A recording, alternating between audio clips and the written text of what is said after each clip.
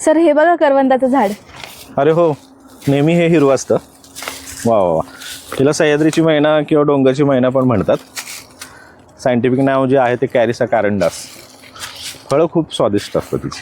करवंद म्हणजे एक स्वर्ग सुख आहे याची फळं खाणं. म्हणजे त्याच्या फळामध्ये विटॅमिन सी, फायबर्स, लोह याचं प्रमाण खूप असतं. त्यामुळे हिमोग्लोबिन वाढवण्यासाठी या फळांचा चांगला उपयोग होतो. ज्यांना बद्धकोष्ठतेचा त्रास आहे, कॉन्स्टिपेशनचा, त्यांना पोट साफ होण्यासाठी या फळांचा चांगला उपयोग होतो, करवंदांचा. आणि त्याच्याच जोडीने विटॅमिन सी याच्यात भरपूर असल्यामुळे इम्युनिटी चांगली वाढते, प्रतिकारशक्ती चांगली वाढते. आपल्या बऱ्याचशा लेक्चरमध्ये तुम्ही ऐकलं असेल की जे आपल्याकडे कॅन्सरचे पेशंट येतात त्यांना आपण विशेष करून काटेरी वनस्पतींवर येणारी फळं खायला सांगतो. तर त्याच्यामध्ये हे एक येतं करवंद. बोरे एक आपण सांगतो. तर काटेरी वनस्पतीवर येणाऱ्या फळांचा कॅन्सरसाठी खूप चांगला उपयोग होतो.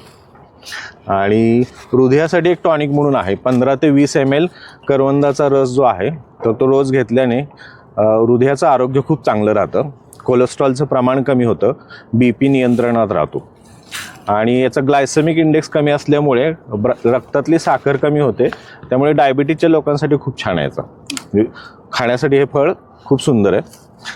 मुळं जे आहेत त्या मुळांचा काढा 30 ते 40 ml घेतलं की लघवीची जळजळ, अडखळत लघवी होणं, लघवी स्वच्छ न होणं याच्यामध्ये याचा चांगला गुण येतो.